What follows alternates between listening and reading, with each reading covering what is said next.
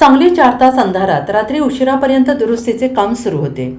विश्रामबाग येथील 33 केव्हीची विद्युत वाहिनी तुटल्याने विश्रामबाग वगळता संपूर्ण सांगली शहर मंगळवारी 4 तासाहून अधिक काळ अंधारात होते.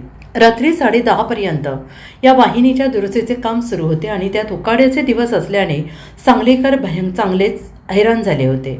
विश्रामबाग ते गव्हर्नमेंट कॉलनीकडे जाणारी 33 केव्ही वाहिनी मंगळवारी सायंकाळी 7च्या सुमारास अचानक तुटल्याने शहरातील कोल्हापूर रोड, खणभाग, नदीकडचा भाग आणि 100 फुटी उपकेंद्रातील विद्युत पुरवठा पूर्णपणे खंडित झाला. यामुळे विश्रामबाग वगळता 100 फुटी गावभाग, Pethbhag, Khanbhag, Kolhapur road, Datta Maruti road, Harbhat road या परिसरात सायंकाळी 7:30 वाजल्यापासून अंधार पसरला होता.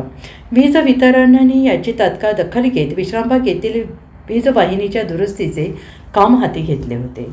Bureau report, SBN Marathi, Sangli.